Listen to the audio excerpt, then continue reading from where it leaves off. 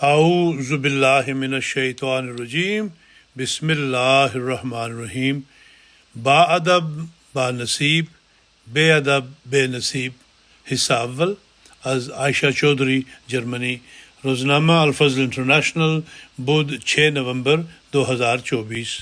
وَاعْبُدُوا اللَّهَ وَلَا تُشْرِكُوا بِهِ شَيْئًا وَبِالْوَالِدَيْنِ إِحْسَانًا وَبِذِي الْقُرْبَى وَالْيَتَامَى وَالْمَسَاكِينِ وَالْجَارِ ذِي الْقُرْبَى وَالْجَارِ الْجُنُبِ وَالصَّاحِبِ بِالْجَنبِ وَابْنِ السَّبِيلِ وَمَا مَلَكَتْ أَيْمَانُكُمْ.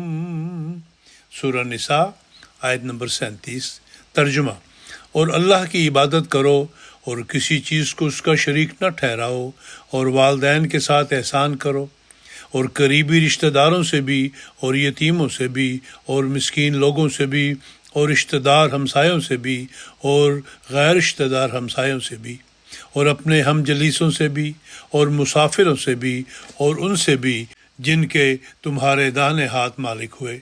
حضور صلی اللہ علیہ وسلم نے فرمایا: مثل الذی یتعلم العلم فی صغرہ کالنقش علی الحجر. الجامع الصغیر سیوطی. یعنی بچپن کا سکھایا ہوا پتھر پر نقش کی طرح ہو جاتا ہے. اسلام ہمیشہ زندہ رہنے والا مذہب ہے، وہ مذہب جس میں زندگی گزارنے کے ہر طریقہ کے بارے میں بتایا گیا ہے کہ کس طرح اٹھنا بیٹھنا ہے، کس طرح کھانا پینا ہے، کس طرح پہننا ہے، سونا اور جاگنا ہے، اور کس طرح ایک دوسرے سے گفتگو کرنی ہے، ایک دوسرے کی عزت و احترام کرنا ہے، چاہے وہ چھوٹا ہے یا بڑا.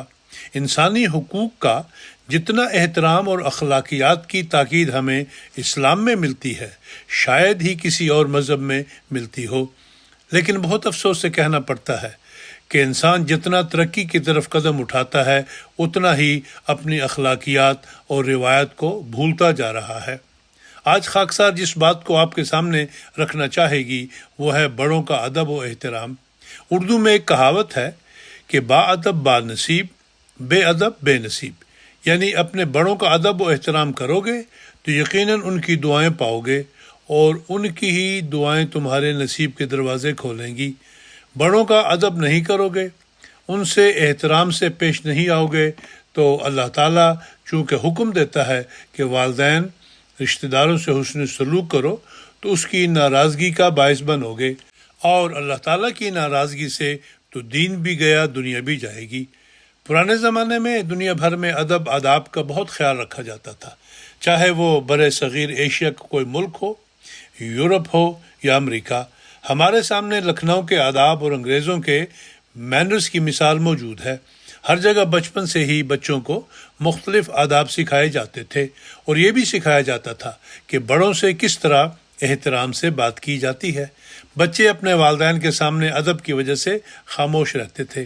والدین کچھ سمجھاتے تھے تو خاموشی سے سنتے تھے، اور اگر اپنی کسی بات پر والدین کو قائل کرنا ہوتا تھا تو ایک تمیز کے دائرے میں رہ کر بات کرتے تھے.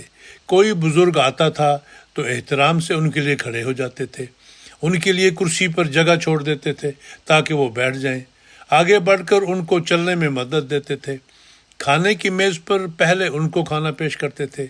ان کو کسی بھی مدد کی ضرورت ہوتی تو ان کی مدد کیا کرتے تھے. وہ رخصت ہوتے تھے تو دروازے تک انہیں خدا حافظ کہنے جاتے تھے. نانی دادی گھر میں ہوتی تو ان کے پاس بیٹھ کر ان سے باتیں کیا کرتے تھے، ان کے چھوٹے چھوٹے کام کر کے خوش ہوتے تھے، اور وہ ہمیشہ دعائیں دیا کرتی تھیں. یہ سب کچھ ہمیں ہماری ماؤں نے سکھایا تھا، اور اب ہمارا فرض ہے کہ ہم اپنے بچوں کو یہ آگے سکھائیں.